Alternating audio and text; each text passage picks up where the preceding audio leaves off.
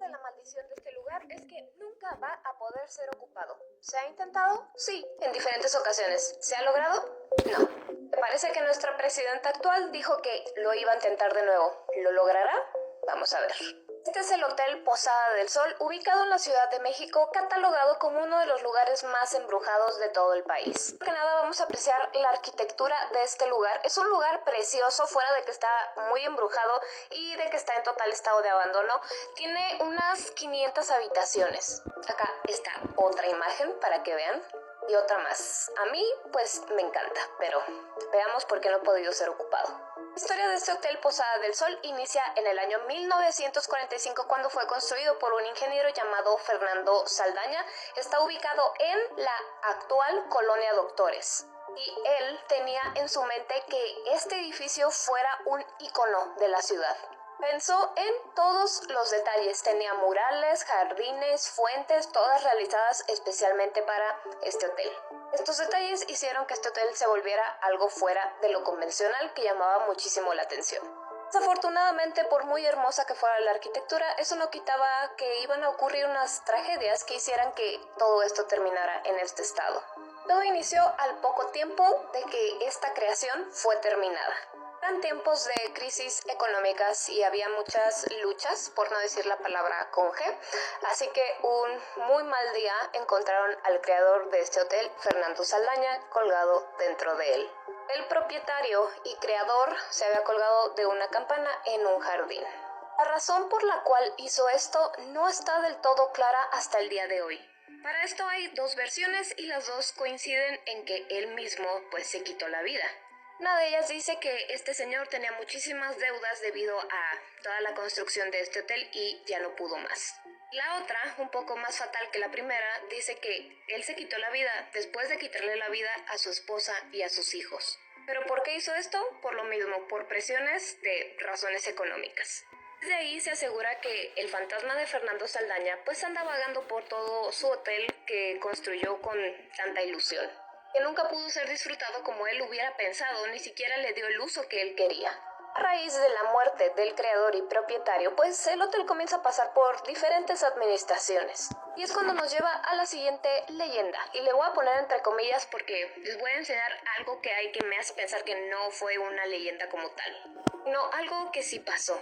Esto ocurrió en la década de los 60 y dice aquí que llegó a ser sede del IDECO. Por más que busqué que era IDECO de esos años, no lo encontré, pero me imagino que era pues alguna institución del gobierno o algo así. Que resulta que una de las actividades que se realizaban en este hotel era cuidar a los hijos de los empleados. Resulta que de esa guardería se extravió una niña. Hicieron una búsqueda súper intensa y cuando por fin la encontraron en la habitación 103, desafortunadamente sin vida. De ahí se cuenta que el espíritu de esa niña se quedó atrapado en este lugar y si tú entras es muy probable que te la encuentres. Aunque hay otra versión porque dicen que realmente ese espíritu de la niña es realmente una de las hijas que tenía Fernando Saldaña, el creador de este hotel. Ahora, ¿por qué pienso yo que a lo mejor esto sí ocurrió? Porque vean esto. Resulta que hay un altar para esa niña dentro del hotel en esa habitación donde se encontró. Incluso si se fijan aquí hay una foto de esa niña, está su vestido y la gente le deja juguetes, pelotas, dulces, cosas así. Incluso, bueno, aquí pueden ver una pelota rosa y si ustedes buscan en plataformas como exploraciones urbanas que se hacen a este lugar, ellos buscan específicamente llegar a esta parte del altar. Los vecinos del lugar, personas que se meten a hacer exploraciones urbanas o simplemente curiosos que están por ahí por el hotel, logran escuchar ruidos que vienen desde adentro del hotel, como por ejemplo gritos y lamentos. También se cuenta mucho que dentro de este hotel hay pasillos y puertas como escondidas y que llevan a unos túneles donde se han hecho rituales satánicos, entre otras cosas más feas. Curioso es que a pesar de que lleva abandonado pues ya bastantes años, todo el hotel sigue en pie y pues digo, sí maltratado pero en buen estado aparente. Tuvieron que pasar muchos años para que esta propiedad fuera expropiada por el gobierno. En 1998, el presidente de ese entonces trató de utilizar pues esta propiedad para poner una institución y pues simplemente no pudo. En 1998, el presidente de ese entonces trató de utilizar pues esta propiedad para poner una institución y pues simplemente no pudo. Durante otra administración, después de este presidente, trataron de hacer este lugar sede de un faro de artes y oficios, pero ninguno de los proyectos se concretaba por alguna u otra razón. Como les dije al principio, en tiempos actuales, la presidenta dice que quiere rescatar toda esta construcción para hacer más que nada universidades de derecho, pero vamos a ver si es que sí puede, porque dicen que parte de la maldición de este lugar es que no va a poder ser ocupado. Ya lo han intentado en muchas ocasiones, les digo, pasó por diferentes administraciones, gobiernos, un montón, y ¿por qué no se puede? Y que bueno, ustedes díganme si ya habían escuchado este lugar. Seguramente si son de Ciudad de México, lo más probable es que sí, pero si son del resto del país, a lo mejor no, o de otros países. Así que díganme ustedes qué opinan de esta estructura. Y además, qué opinan pues de este altar que le tienen a la niña. ¿Será porque sí ocurrió algo ahí o qué? Definitivamente sería un lugar al que yo personalmente, pues sí me gustaría ir a explorar, pero bueno, ustedes qué opinan y yo como siempre los estoy leyendo. Imagina las cosas que tuvieron que pasar para que la única forma de salvar a tu hija sea mediante un nahual. Nahual que minutos antes tú estabas cazando. Para esta historia nos vamos a ir para San Felipe Hueyotlipan, en Puebla, aquí en mi país, México. Todo esto estaba ocurriendo en la época de la Revolución. En Puebla había una familia llamada la familia del Razo y fue obligada por la escasez de alimentos a huir de Puebla hacia San Felipe. Ya que ahí, en San Felipe, tenían una casa de campo, la vida iba a ser mucho más tranquila y ahí comenzaron a producir queso, leche y mantequilla que cambiaban por pan y carbón. Por algunos meses las cosas estuvieron saliendo bien. En eso llega el invierno, que fue particularmente frío ese año, y comenzaron a suceder una serie de eventos extraordinarios, vamos a decirlo así, que hacían que todo el pueblo estuviera bastante inquieto. Ya que las vacas comenzaron a aparecer degolladas en sus establos y las ovejas desaparecían sin rastro alguno. Los habitantes al principio pensaron que esto era un animal grande, no sé, tal vez un lobo, un coyote, así que organizaron grupos de cacería para darle fin a ese animal, ya que en realidad sí los estaba perjudicando bastante. El animal fue perseguido por días sin encontrarlo. Y durante esos días que estaban de cacería, más animales desaparecieron o aparecían sin vida. En una de esas ocasiones, en los establos quedaron grabadas unas huellas, así que el alcalde, ante la desesperación del pueblo, fue personalmente a revisar esas huellas. Y él afirmó: estamos ante un animal que tiene la capacidad de transformarse en cristiano, es decir, en una persona. Debemos reconocer esa posibilidad, a lo que el pueblo le contestó: ¿la posibilidad de qué? La posibilidad de que en San Felipe hay un nahual, contestó el alcalde. Todos veían aterrorizados tanto al alcalde como a las huellas.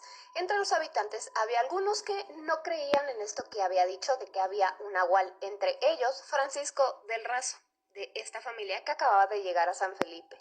Como les dije, desde un inicio, Francisco del Razo planeó irse a vivir a este pueblo para vivir tranquilamente, pero no contaba con el hecho de que su hija, Luisa, se iba a enamorar y él temía que se fugara con su enamorado, ya que Luisa estaba perdidamente enamorada de un joven llamado Antonio, que también recién había llegado al pueblo. Francisco ya traía encima esa preocupación de que su hija se fuera, y a eso le sumó que encima había la posibilidad de que hubiera un nahual. Y así como el pueblo organizó grupos de cacería para darle fin a lo que al principio pensaban que era un animal, en esta ocasión organizaron grupos para realizar una emboscada a esta criatura. El alcalde les dijo: vamos a reunir a todos los animales que tengamos y los vamos a llevar a una parte del pueblo, a la parte de atrás, donde está la iglesia, ya que ahí hay una calle que solamente tiene 2 entradas y solamente hay una casa, así que no hay tanto riesgo.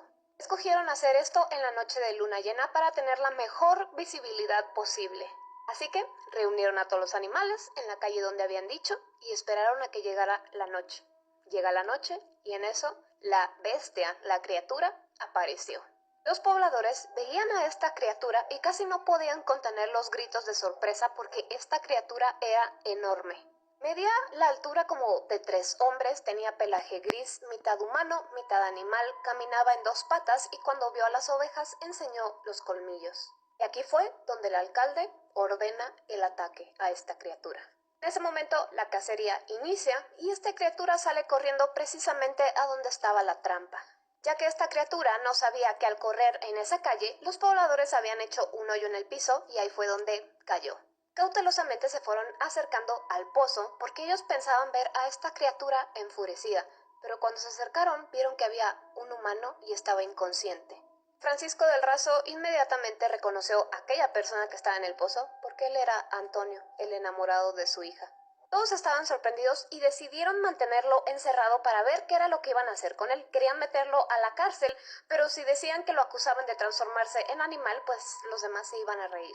Pero tampoco podían dejarlo libre porque ya habían visto qué era y lo que había hecho. Sin saber qué hacer, lo dejan encerrado todo un día y al día siguiente es cuando todo toma un giro inesperado, ya que un grupo de revolucionarios llegó al pueblo para pedir provisiones. El pueblo amablemente le entregó caballos y alimentos, pero estos revolucionarios también se querían llevar a las mujeres.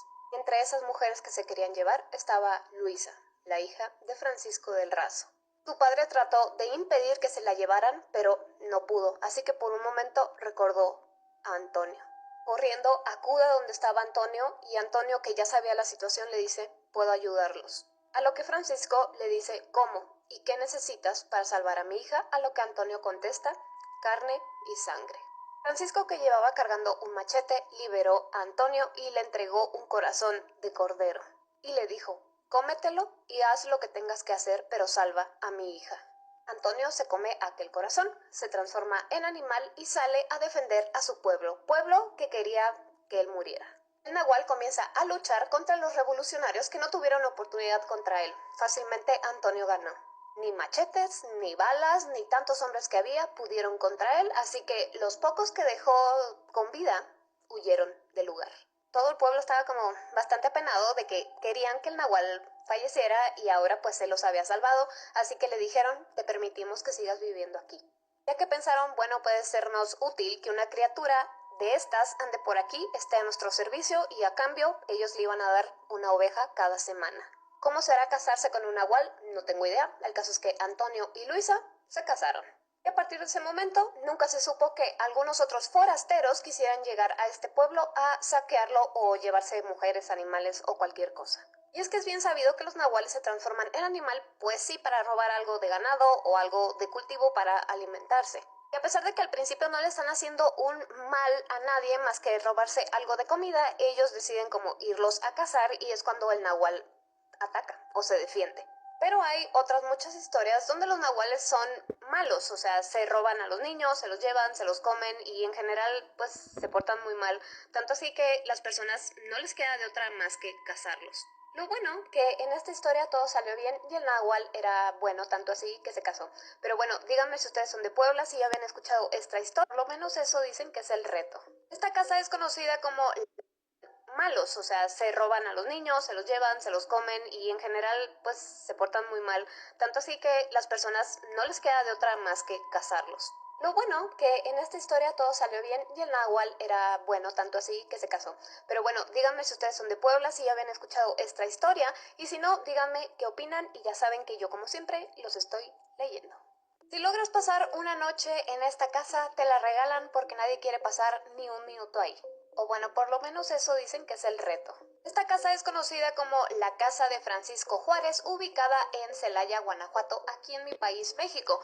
Pero realmente es que Francisco Juárez no es, bueno, el propietario de la casa, sino que más bien es la calle, o sea que sería la casa en Francisco Juárez, Celaya. Pero ¿por qué nadie quiere estar ahí? O sea, ¿por qué nadie la quiere rentar? Incluso aquí podemos ver un letrerito de se vende o se renta, no alcanzo a ver, pero creo que ahorita la tienen en renta, porque la casa está en estado de abandono si la casa está bonita. Bueno, pues resulta que hace unas 4 décadas aproximadamente una familia vivía muy feliz aquí. Era la pareja y sus hijos, pero destacaba más que nada la niña pequeña que ellos tenían. Los años pasaron y todo iba bien, pero cierto día la tranquilidad y la felicidad de esta familia fue arrebatada, ya que encontraron sin vida a su hija aquí en su casa. Alguien le había quitado la vida. No se sabe bien cuándo, ni cómo, ni quién, pero el hecho fue que la familia nunca pudo superar esta pérdida.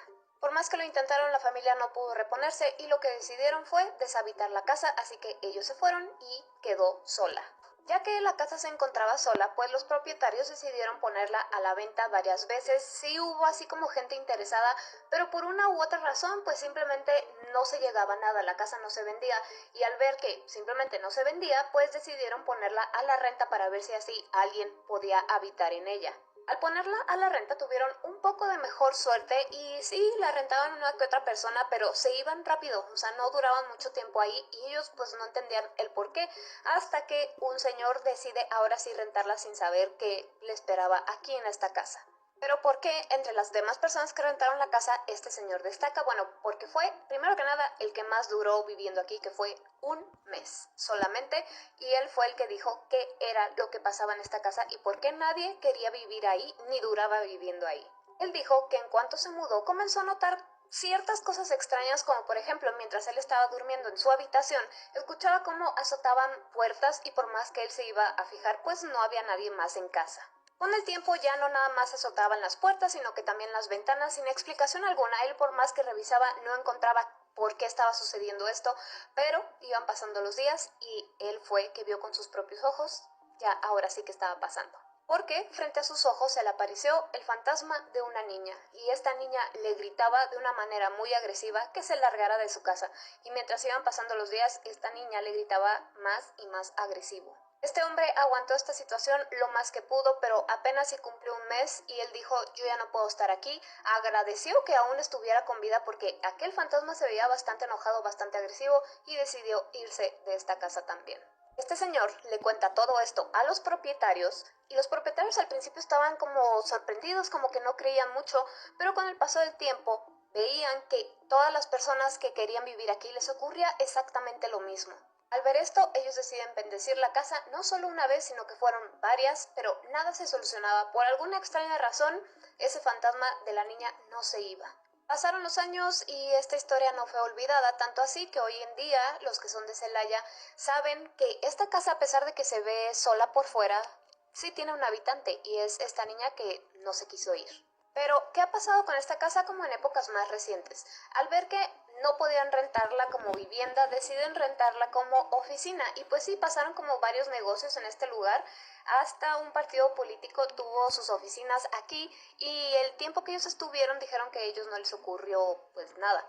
El detalle es que pues ellos no la necesitaban como vivienda, sino nada más estaban en horarios de oficina. Familiares y personas cercanas a los dueños dicen que esto no es verdad y a pesar de que lo han dicho, pues la reputación de la casa no se le quita porque pues no la quieren rentar. Dicen que realmente el dueño de esta casa vivía en Estados Unidos, en California, y que le gustaba el estilo de las casas californianas, así que él trabajaba allá, mandaba dinero para Celaya para que pues le construyeran su casa como en ese estilo californiano, incluso mandó como los planos y todo como la quería, pero al final ya cuando la construcción acabó, él pues hizo familia en Estados Unidos y por esa razón pues no se vino para México. Pero como la familia pues no tiene planes de regresarse a México o venir a México a vivir, pues por eso la casa sigue sola. A pesar de que intentaron venderla o rentarla, la casa está sola. Ahora, yo no vivo en Celaya, pero mientras estaba buscando sobre el tema me topé con muchos videos de personas que han intentado hacer exploraciones urbanas adentro de esta casa y en la mayoría de esos videos pues la casa se veía en completo estado de abandono. No fea, o sea, no está así como que sean puras ruinas, simplemente pues se ve que está abandonada. Ahora, si ustedes son de Celaya y conocen esta casa, díganme en realidad por qué en específico está así, o sea, si ocurrió algo adentro de esta casa o no. Anécdota no personal, pero bueno, esta yo la supe. Aquí donde yo vivo, en la ciudad donde yo vivo, había una casa, o sea, sí habitaron personas, pero que los que eran vecinos escuchaban cómo tocaban, o sea, como si las personas de esta casa, que siempre estaba abandonada, tocaran la pared y pues ellos le preguntaban, oigan, ¿quién está tocando? Y ellos decían, es que ahí donde tú escuchas que tocan realmente es el interior del closet, entonces pues no hay manera que nosotros estemos tocando. Esa casa, digo, con todo esto, que toda esta historia se sabía, siempre estaba sola antes y después de que yo supiera esto y acabaron destruyéndola y a la casa de al lado también, o sea, como que las